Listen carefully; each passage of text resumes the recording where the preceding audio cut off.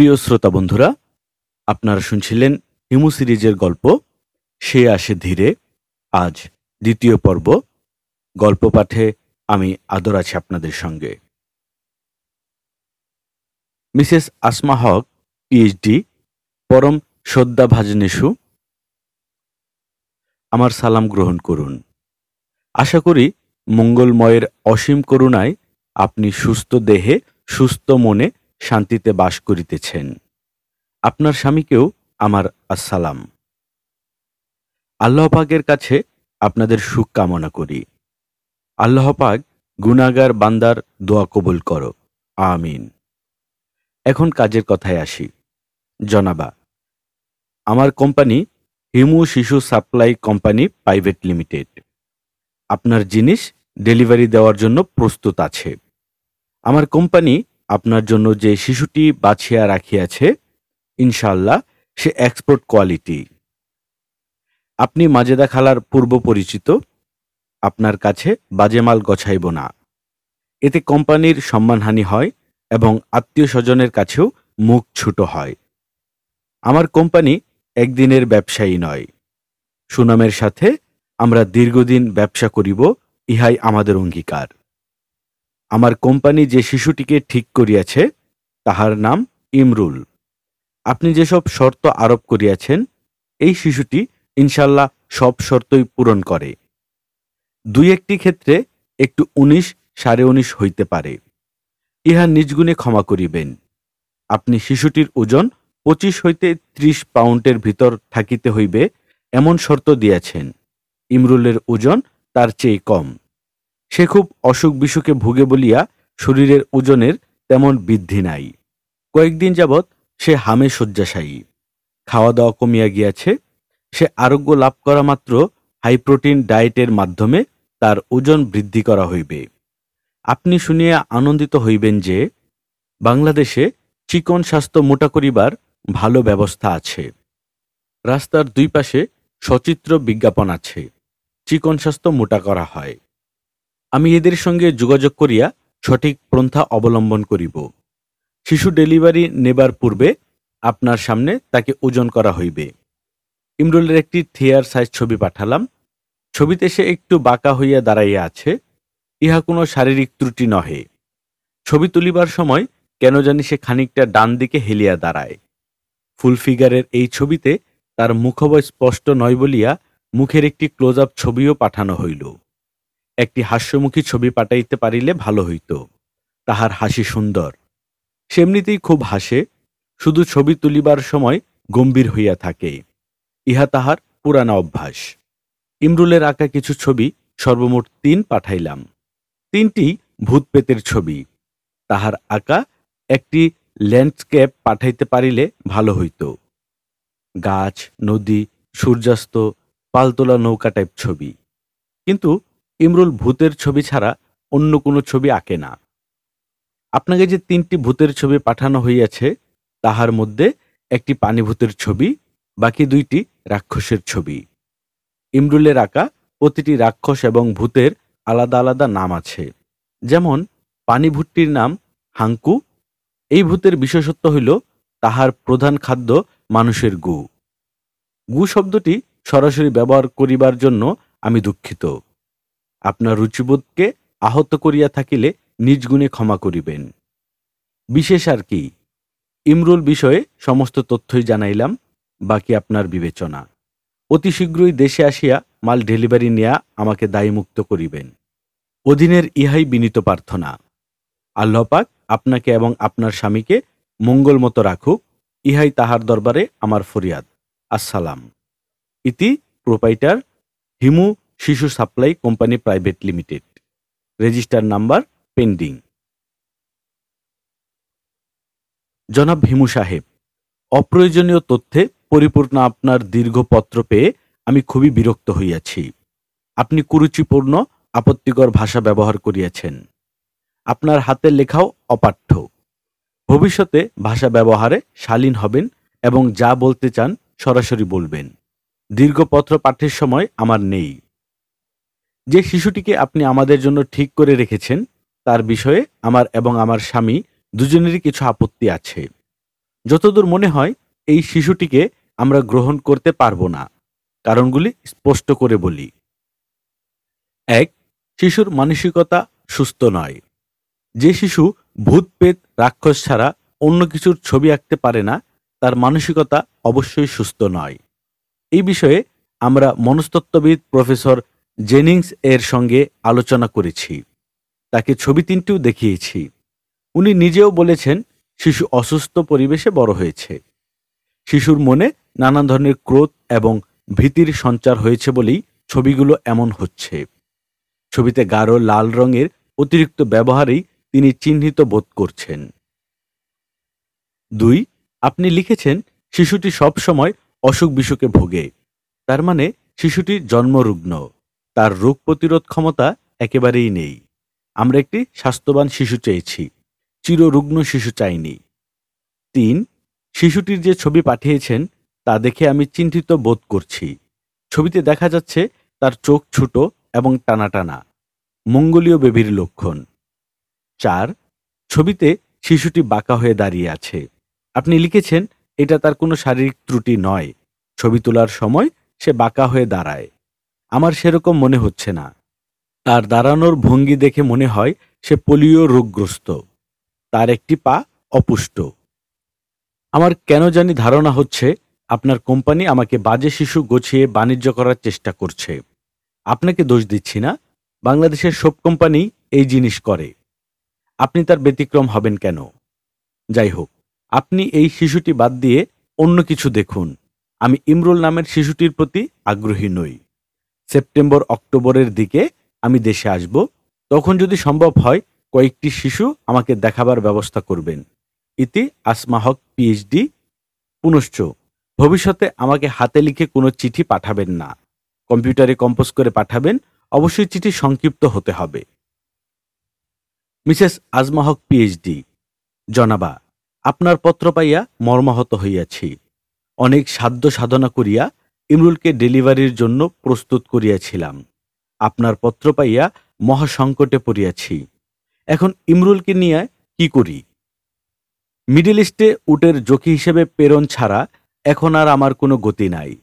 কি আর করা, ইহাই ইমরুলের কপাল। এই জন্যেই পল্লীর মরমী কবি বলিয়াছেন, কপাল তোমার রঙ্গ বোঝা দায়। আপনার কপালে যে শিশু আছে আপনি তাহাকেই পাইবেন। শত চেষ্টা করিয়াও অন্য কোনো শিশুকে আপনার কাছে গছাইয়া দেওয়া যাইবে না। আমাদের কোম্পানি আপনার কোলে আপনার পছন্দের শিশু তুলিয়া দিবে, ইহাই আমাদের অঙ্গীকার।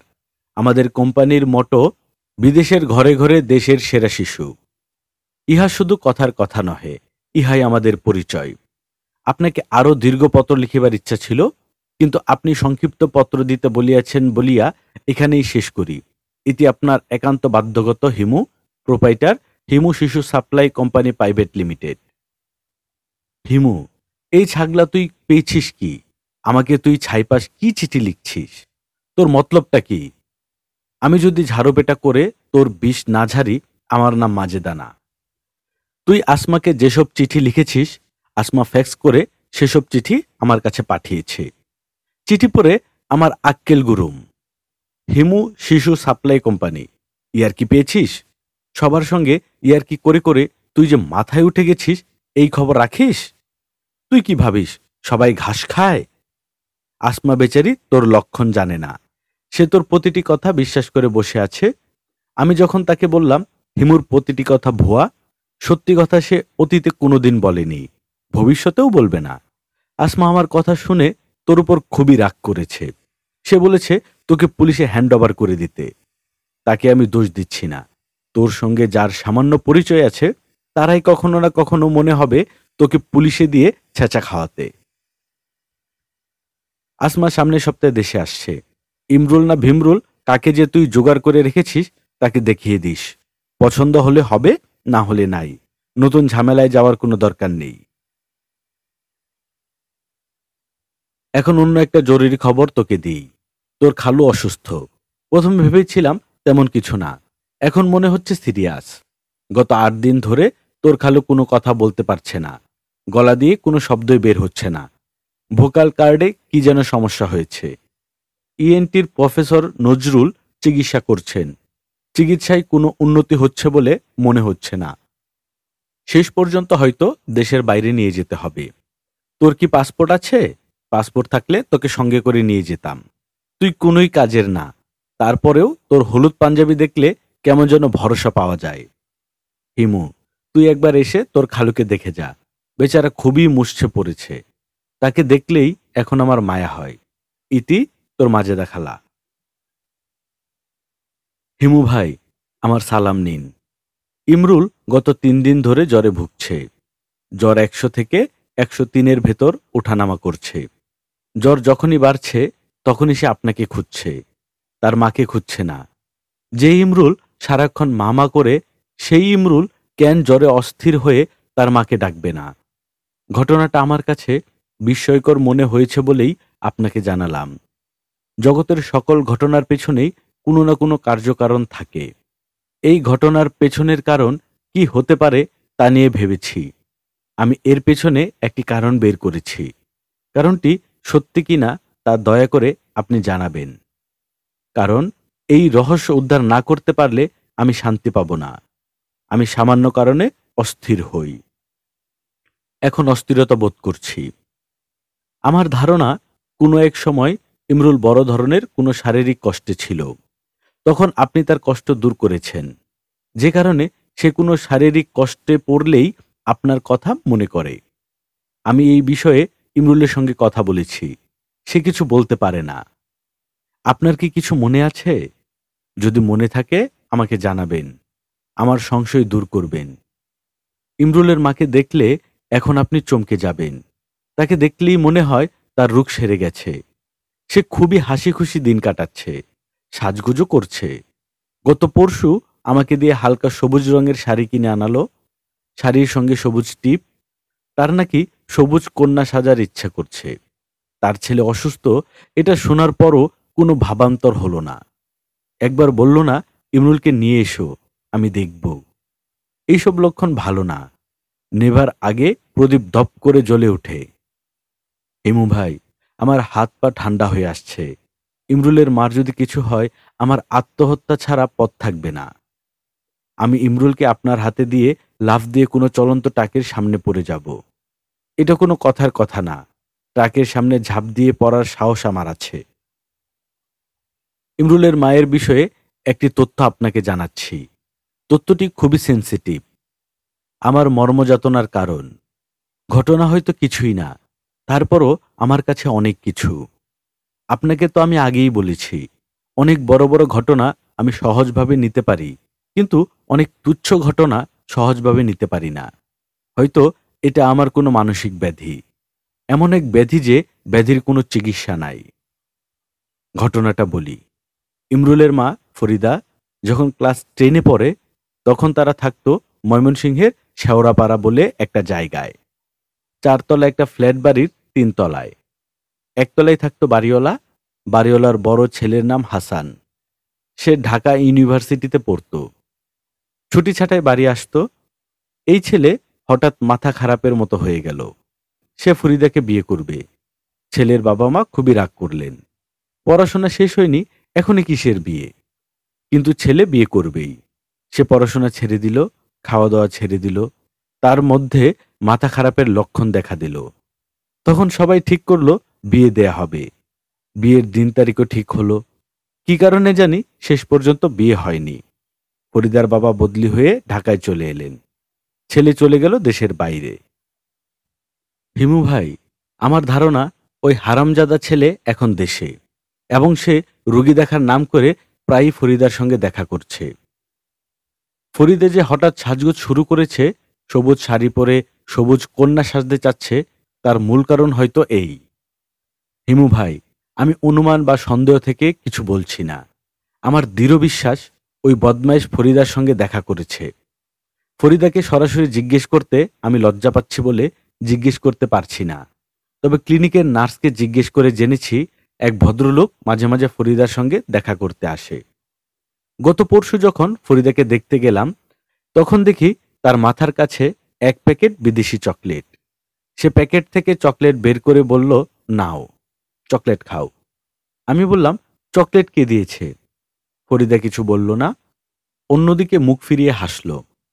হিমু ভাই, আমার মনের ভেতর কি ঝড় বয়ে যাচ্ছে আপনি জানেন না।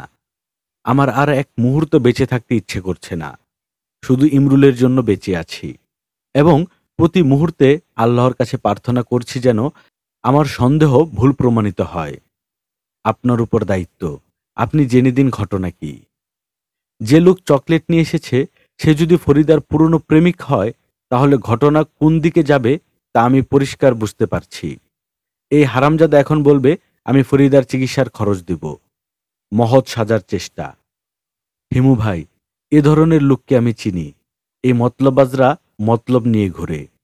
অন্য আরেক লোকের স্ত্রী নিয়ে তোর মাথা ব্যথা কেন? তুই মহৎ সাজতে চাস, মহৎ সাজ। স্কুল দে, হাসপাতাল দে, তোকে তো কেউ মানা করছে না। হিমু ভাই শুনুন, এই বেটার টাকায় আমি আমার স্ত্রীর চিকিৎসা করাবো না, কক্ষনো না। ফরিদা যদি চোখের সামনে ছটফট করতে করতে মারা যায় তাহলেও না। এই লোক যদি ফরিদার চিকিৎসার খরচ সম্পর্কে কোনো কথা বলে, তাহলে জুতিয়ে হারামজাদার আমি দাঁত ভেঙে দেব। হিমু ভাই, উল্টাপাল্টা কিসব লিখছি আমি নিজেও জানি না। রাগে আমার শরীর জ্বলে যাচ্ছে। একটা কিছু ঘটনা আমি অবশ্যই ঘটাবো।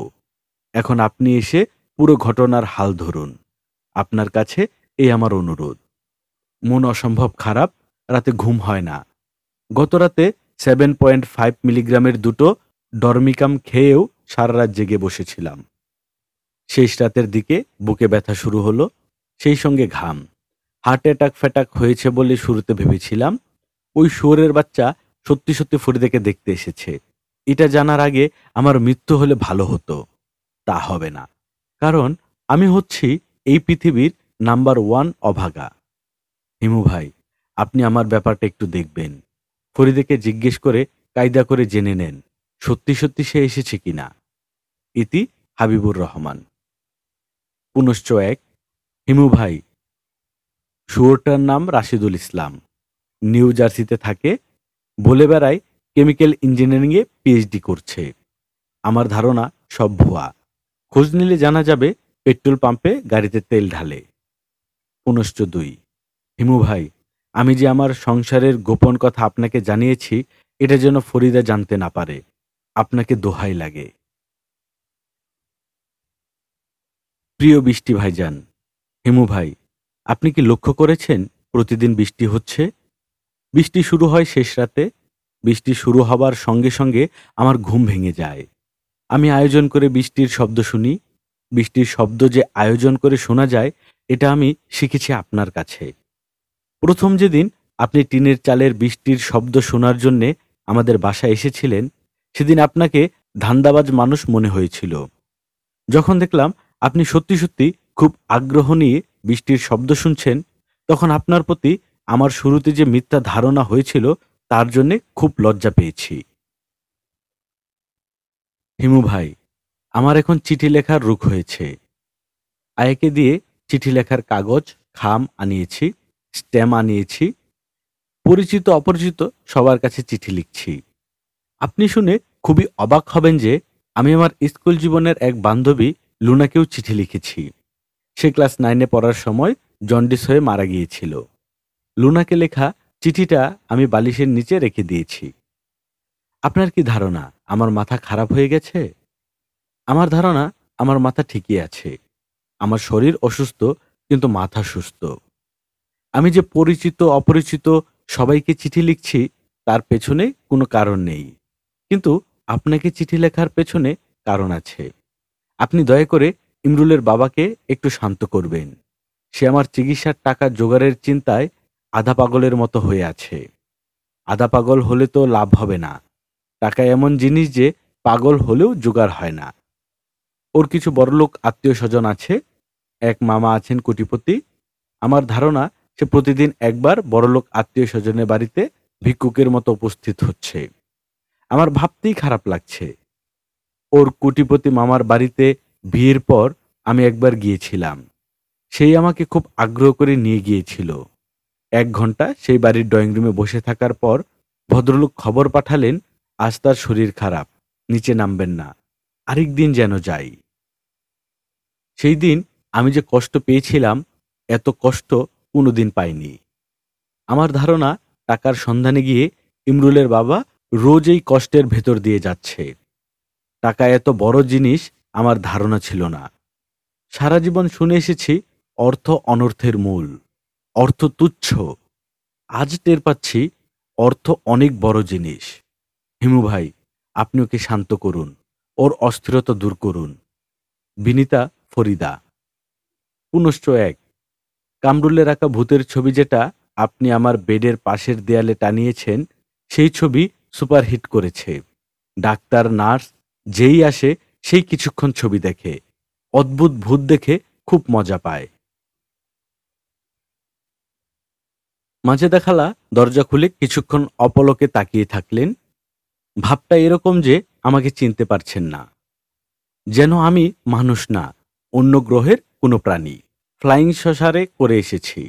যান্ত্রিক গণ্ডগোলে ফ্লাইং শসার স্টার্ট নিচ্ছে না। আমি ফ্লাইং শসার লুকিয়ে রেখে এই বাড়িতে এসেছি খাদ্যের সন্ধানে। সপ্তাহ খানিকের খাবার দাবার নিয়ে উড়ে চলে যাব।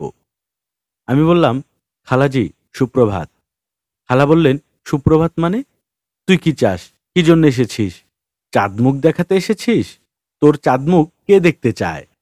আমি বললাম, রেগে আছো কেন খালা? রেগে থাকবো না তো কি করব? তোকে কোলে করে নাচানাচি করব? আয়, কোলে আয়। খালা সত্যি সত্যি দুহাত বাড়ালেন। তার মানে খালার রাগ এখন তুঙ্গস্পর্শী। তুঙ্গস্পর্শী রাগের বড় সুবিধা হচ্ছে এই রাগ ঝট করে নেমে যায়। রাগ নামানোর জন্যে তেমন কিছু করতে হয় না, আপনা আপনিই নামে। সাধারণ পর্যায়ের রাগ নামতে সময় লাগে। রাগ নামানোর জন্যে কাঠখড়ো পোড়াতে হয়। আমি খালার রাগ নামানোর জন্যে অপেক্ষা করতে থাকলাম। খুব বেশি সময় অপেক্ষা করতে হবে বলে মনে হচ্ছে না। খালার মুখ দেখে মনে হচ্ছে রাগ নামি নামি করছে। খালা বললেন, তুই নিজেকে কি ভাবিস? খোলাসা করে বলতো শুনি। 1 সপ্তাহ হয়েছে আসমা এসেছে। রোজ তোর খোঁজ করছে।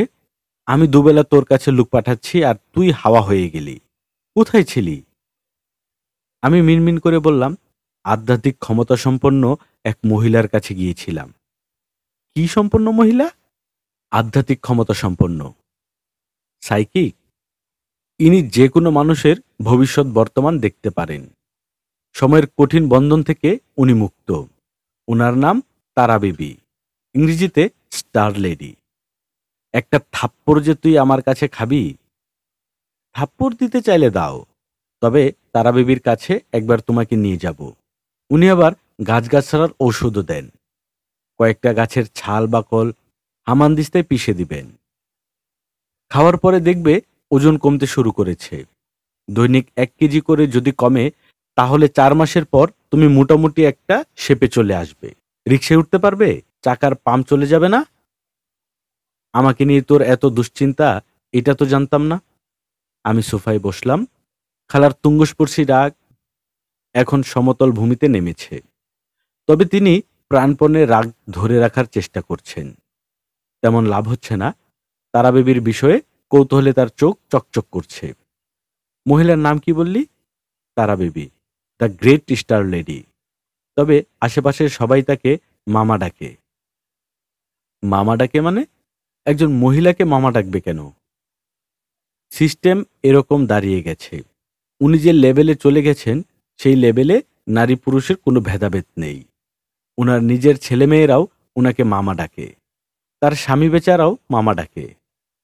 আবার তুই আমার সঙ্গে ফাজলামি করছিস? বিশ্বাস করো খালা, কোনো ফাজলামি করছি না। উনার কি সত্যি সত্যি ক্ষমতা আছে? অবশ্যই আছে। ক্ষমতা না থাকলে নিজের স্বামী তাকে কোন দুঃখে মামা ডাকবে? জগতের কোনো স্ত্রী কি সহ্য করবে স্বামী তাকে সিরিয়াসলি মামা বলে ডাকছে? তুমি সহ্য করতে? দৃশ্যটা কল্পনা করো। খালু সাহেব তোমাকে ওগো না বলে গম্ভীর গলায় মামা ডাকছেন। ওগো, সে আমাকে কখনো ডাকে না। কি ডাকে? কিছুই ডাকে না। হু হা দিয়ে সারে। এখন তো ডাকাডাকি পুরোপুরি বন্ধ। গলা দিয়ে শব্দই বের হচ্ছে না। গলা এখনো ঠিক হয়নি? না। চিকিৎসা চলছে না? চলছে। তবে দেশি চিকিৎসার উপর থেকে আমার মন উঠে গেছে। কোথায় নিয়ে যাচ্ছ? মাদ্রাজ? না জেনে কথা বলিস কেন তুই? মাদ্রাজে হয় চোখের চিকিৎসা। নেত্র হসপিটাল। আমি তোর খালুকে নিয়ে যাচ্ছি বোম্বেতে। কথা না বলা রোগের চিকিৎসা কি বোম্বেতে ভালো হয়? তুই চুপ করে থাক। তোর সঙ্গে কথাবার্তা চালিয়ে যাওয়া যন্ত্রণার মতো। আমি বললাম, খালু সাহেব কথা বলতে পারছেন না, এটা তো তোমার জন্যে ভালোই হলো। উনার কথা শুনলেই তো তোমার রাগ উঠে যেত। এখন নিশ্চয়ই নিমিষে নিমিষে রাগ ওঠে না? খালা বললেন, খামাকা বকবক না করে তুই চুপ করবি? আচ্ছা, চুপ করলাম। সকালে নাস্তা খেয়েছিস? না। 11টা বাজে, এখনো নাস্তা খাসনি? আলসার ফালসার বাঁধিয়ে একটা কাণ্ড না হওয়া পর্যন্ত ভালো লাগে না? কি খাবি? গোস্ত পরোটা, ডাবল ডিমের অমলেট, সবজি, সবশেষে সিজনাল ফুডস। মাঝে দেখালা ভয়ঙ্কর মুখ করে বললেন, তুই ভেবেছিস কি আমার বাড়িটা 5 স্টার হোটেল? গড়গড় করে মেনু দিয়ে দিলি, টেবিলে নাস্তা চলে এলো। আমি দীর্ঘ নিঃশ্বাস ফেলে বললাম, তাহলে এক কাজ করো, গত রাতের ফ্রিজে রেখে দেওয়া ঠান্ডা করকরা ভাত দাও। বাসি তরকারির ঝোল টোল থাকলে দাও। বাসি তরকারির মাখা করকরা ভাত, খেতে খারাপ হবে না। খালা কঠিন গলায় বললেন, চুপ করে বসে থাক, আমি নাস্তা নিয়ে আসছি, একটু সময় লাগবে।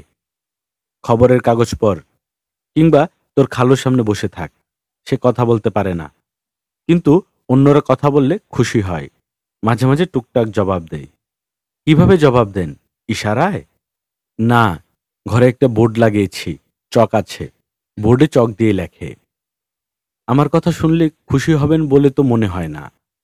আমার ছায়া দেখলেই উনি রেগে যান। ভদ্রভাবে কথা বলবি, চ্যাটাং চ্যাটাং করবি না, তাহলে রাখবে না। উনার কথা বলা বন্ধ হলো কিভাবে? নাস্তার টেবিলে বসেছে, আমি একটা ডিম পোচ করে সামনে রেখেছি। ডিম পোস্টার দিকে তাকিয়ে বলল, আচ্ছা ডিম। বাকিটা বলতে পারল না, কথা গলায় আটকে গেল। আমি খালু সাহেবকে দেখতে গেলাম। খালু সাহেবের বয়স মনে হচ্ছে হঠাৎ করে বেড়ে গেছে। খাটের উপর জুবুথুবু বৃদ্ধ টাইপ একজন বসে আছেন। মজার ব্যাপার হচ্ছে, ওনার চেহারা আগে যেমন ছিল এখনো তেমনই আছে। আধা পাকা চুল, চিমসে ধরনের মুখ, কপালে চামড়ায় নতুন কোনো ভাঁজ পড়েনি। তাহলে লোকটাকে হঠাৎ এতটা বুড়ো লাগছে কেন? আমি হাসি হাসি মুখ করে বললাম, খালু সাহেব ভালো আছেন? তিনি বৃদ্ধদের শুকনা দৃষ্টিতে কিছুক্ষণ আমার দিকে তাকিয়ে থেকে দৃষ্টি সরিয়ে নিলেন। কিছু কিছু মানুষকে রাগিয়ে দিতে ভালো লাগে। খালু সাহেব সেই কিছু কিছুদের একজন। তাকে রাগিয়ে দেবার জন্যে আমি তার দিকে 2 পা এগিয়ে গেলাম। আমার লক্ষ্য তার পাশের খাটে গিয়ে বসা। তিনি সে সুযোগ দিলেন না। মাছি তাড়াবার মতো ভঙ্গি করে আমাকে সরিয়ে দিতে চেষ্টা করলেন। আমি যেহেতু মাছি না, সরে গেলাম না, বরং খুঁটি গেড়ে বসার মতো করে তার পাশে বসলাম। তিনি ভেতরে ভেতরে কিরমির করে উঠলেন। আমি মধুর গলায় বললাম, খালু সাহেব, আমি শুনেছি আপনার সাউন্ড বক্স অফ হয়ে গেছে। খুবই দুঃসংবাদ। আপনি সর্বশেষ যে কথা খালার সঙ্গে বলেছিলেন সেটা নিয়ে গবেষণার মতো করছি। আপনি বলেছিলেন, আচ্ছা ডিম। সেন্টেন্স শেষ করেননি, বাকিটা কি? খালু সাহেব ঘোত করে উঠলেন। সেই ঘোত ভয়াবহ। সাউন্ড বক্স অফ হয়ে গেলেও ঘোতঘাত শব্দ ঠিকই আছে। আমি বললাম, শেষ বাক্যটা কি? আচ্ছা, ডিমপুচ কেন দিলে? অমলেট চেয়েছিলাম। নাকি অন্য কিছু? খালু সাহেব এখন আমার দিকে অপলকে তাকিয়ে আছেন। তার চোখে আগুন খেলা করছে। আমি বললাম, আপনি মোটেই দুশ্চিন্তা করবেন না। আমি আপনাকে আমার পরিচিত একজন আধ্যাত্মিক মহিলার কাছে নিয়ে যাব। তিনি সব ঠিক করে দেবেন। ইনশাল্লাহ আপনি আবার ফুল ভলিউমে কথা বলতে পারবেন। তিনি আবার হাত ইশারা করে আমাকে উঠে যেতে বললেন। আমি ইশারা না বোঝার ভান করে কথা চালিয়ে যেতে লাগলাম। মহিলার নাম তারা বিবি, তবে সবাই তাকে মামা ডাকে। আপনাকে যা করতে হবে তা হলো মামা মামা বলে পায়ে পড়ে যেতে হবে। মুখ দিয়ে শব্দ বের করতে হবে না। তারপরও তারা বিবি বুঝে নেবেন। অত্যন্ত ক্ষমতাধর মহিলা। খালু সাহেব ঘো ঘো জাতীয় শব্দ করলেন। আমি এই বিকট শব্দে সামান্য বিচলিত হলাম। সাউন্ড বক্স যে এতটা খারাপ হয়েছে তা বোঝা যায়নি। আমি বললাম, একটা দিন তারিখ ঠিক করে আমাকে জানান। আমি আগে থেকে অ্যাপয়েন্টমেন্ট করে রাখব। আপনার সমস্যা কি তা আগে থেকে জানিয়ে রাখলে সময় কম লাগবে। খালু সাহেব তড়াক করে খাট থেকে নেমে অতি দ্রুত জানালার দিকে এগিয়ে গেলেন। যেভাবে এগুলেন তাতে মনে হওয়া স্বাভাবিক যে তিনি জানালা দিয়ে লাফিয়ে দোতলা থেকে নেমে পড়তে চাচ্ছেন। বাস্তবে দেখা গেল জানালার পাশে লেখার বোর্ড ঝোলানো। বোর্ডের উপর ডাস্টার আছে, লাল নীল মার্কার আছে। তিনি বড় বড় করে লিখলেন, গেট আউট। আমি বললাম, খালু সাহেব, আপনি রাগ করছেন কেন? আপনি অসুস্থ মানুষ, হঠাৎ রেগে গেলে আরো খারাপ হতে পারে। খালু সাহেব আবার লিখলেন, I am shying for the last time, get out. আমি বললাম, ঠিক আছে, এখন চলে যাচ্ছি, কিন্তু যে কোনো একদিন এসে আপনাকে তারা মামার কাছে নিয়ে যাব। উনি খুবই powerful spiritual lady. Sound box ঠিক করা উনার কাছে কোনো ব্যাপারই না। খালু সাহেব এবার লাল কালি দিয়ে বড় বড় করে লিখলেন, সেট আপ। আমি ঘর থেকে বের হয়ে এলাম। আর থাকা ঠিক হবে না। খালু সাহেব যে কোনো মুহূর্তে ডাস্টার ছুঁড়ে মারতে পারেন। ডাস্টার তিনি একবার ডান হাত থেকে বাম হাতে নিচ্ছেন, আবার বাঁ হাত থেকে ডান হাতে নিচ্ছেন। লক্ষণ সুবিধার না। নাস্তার টেবিলে খালা নাস্তা দিয়েছেন, গুস্ত, পরোটা, ভাজি, সিজনাল ফুডস হিসেবে সাগর কলা। যা যা চেয়েছিলাম সবই আছে। বাড়তি আছে সুজির হালুয়া। খালাকে খুশি করার জন্যে আমি প্রায় হামলে পড়লাম। অনেক দিনের ক্ষুধার্ত বাঘ যে ভঙ্গিতে হরিণ শিশুর উপর ঝাঁপ দিয়ে পড়ে, সেই ভঙ্গিতে ঝাঁপিয়ে পড়া। খালা স্নেহমাখা গলায় বললেন, আস্তে খা, এমন তাড়াহুড়া করছিস কেন? খাওয়া তো পালিয়ে যাচ্ছে না। খেতে ভালো হয়েছে? আমি বললাম, এই পরোটাকে ভালো বললে ভালোর অপমান হয়। বাংলা ভাষায় এই পরোটার গুণ বর্ণনার মতো বিশেষণ নেই। ইংরেজি ভাষায় আছে। ইংরেজি ভাষায় কি আছে? The great. তুই এমন পাম দেওয়া কথা কিভাবে বলিস? জানি সবই মিথ্যা, তারপরেও শুনতে ভালো লাগে। খালা বসেছেন আমার সামনের টেবিলে। তার চোখে মুখে আনন্দ ঝরে পড়ছে। কাউকে খাওয়াতে পারলে তার মতো সুখী হতে আমি কাউকে দেখিনি। ভিক্ষুক শ্রেণীর কাউকে যদি তিনি খেতে দেন, তখনও সামনে দাঁড়িয়ে থাকেন। তার চোখ দিয়ে স্নেহ গলে গলে পড়ে। খালা, তুমি খালু সাহেবের চিকিৎসা কি করেছ? এখনো কিছু করা হয়নি। সিঙ্গাপুরের মাউন্ট এলিজাবেথ হাসপাতালের এক ডাক্তারের সঙ্গে তোর খালুই ইমেইলে যোগাযোগ করেছেন। সামনের মাসে যাব। মাউন্ট এলিজাবেথ হসপিটালের ঢাকা অফিস আছে, ওদের সঙ্গে যোগাযোগ করছি। সিঙ্গাপুরে যেতে চাও যাও, তার আগে মামাকে দিয়ে একটা চিকিৎসা করালে হয় না? কোন মামা? তারা মামা। আধ্যাত্মিক চিকিৎসা, খরচ নামমাত্র। 1 ছটা গাঁজা লাগবে। 1 নম্বরই গাজার পুরিয়া, 2 নম্বরই হলে চলবে না। তিনি লাথি দিয়ে ফেলে দেবেন, তখন হিতে বিপরীত হবে। এখন তো কথা বলতে পারছে না, তখন দেখা যাবে কানেও শুনছে না। ওই মহিলা গাঁজা খায় নাকি? আমি কখনো খেতে দেখিনি, তবে গাঁজা ছাড়া তিনি চিকিৎসা করেন না। গাঁজার পুরিয়া পায়ের কাছে রেখে তারপর কদমবুসি করতে হয়। গাঁজা ছাড়া কদমবুসি করতে গেলে গোদা পায়ের লাথি খেতে হয়। কদমবুসি করতে হবে? অবশ্যই। তোর খালু কোনোদিনও ওই মহিলার কাছে যাবে না। ভুলিয়ে ভালিয়ে রাজি করতে পারো কিনা দেখো। $1 লাখ খরচ করে বিদেশে যাবার দরকার কি, যেখানে 1 ছটা গাঁজায় কাজ হয়ে যাচ্ছে? অসম্ভব। ওই প্রসঙ্গ বাদ দে। আচ্ছা যাও, বাদ দিলাম। তোমাদের ডলার আছে, ডলার খরচ করে চিকিৎসা করে আসো। তুই আসমার সঙ্গে কবে দেখা করবি? যখন বলবে তখন। ঠিকানা দাও, নাস্তা খেয়ে চলে যাই। মাজেদা খালা অবাক হবার ভঙ্গি করে বললেন, তুই আসমাকে কি ভেবেছিস? সে চুনুপুটি না। অ্যাপয়েন্টমেন্ট ছাড়া সে দেখা করবে না। বলো কি? সোনারগাঁও হোটেলে উঠেছে। ফোন নাম্বার নিয়ে যা, অ্যাপয়েন্টমেন্ট করে তারপর যাবি। এক কাজ করি, আমি টেলিফোনে ধরে দেই, তুই কথা বল। বাংলায় কথা বলা যাবে? আমার তো আবার ইংরেজি আসে না। রসিকতা করিস না হিমু, সবসময় রসিকতা ভালো লাগে না। খালা টেলিফোন করতে গেলেন। এই ফাঁকে খালু সাহেব একবার খাবার ঘরে উকি দিলেন। আমার দিকে কঠিন দৃষ্টি নিক্ষেপ করে। বর্ষা যেভাবে নিক্ষেপ করা হয় সেইভাবে দৃষ্টি নিক্ষেপ। আবার নিজের ঘরে ঢুকে শব্দ করে দরজা বন্ধ করে দিলেন। মিসেস আসমা হক পিএইচডিকে টেলিফোনে পাওয়া গেল। তিনি বরফ শীতল গলায় বললেন, হিমু সাহেব বলছেন? আমি অতি বিনীত ভঙ্গিতে বললাম, ইয়েস ম্যাডাম। আপনি আজ বিকেল 5টায় হোটেলে আসুন। Yes madam. ঠিক 5টায় আসবেন, তার আগেও না পরেও না। Yes madam. আপনার খালার কাছ থেকে আপনার সম্পর্কে যেসব তথ্য পেয়েছি, তারপর আর আপনার উপর ভরসা করা যায় না। তারপরও আসুন। Yes madam. কখন আসবেন বলুন তো? বিকেলে। বিকাল সময়টা দীর্ঘ। 3টা থেকে বিকেল শুরু হয়, সন্ধ্যার আগ পর্যন্ত থাকে। আপনাকে আসতে হবে 5টায়। Yes madam.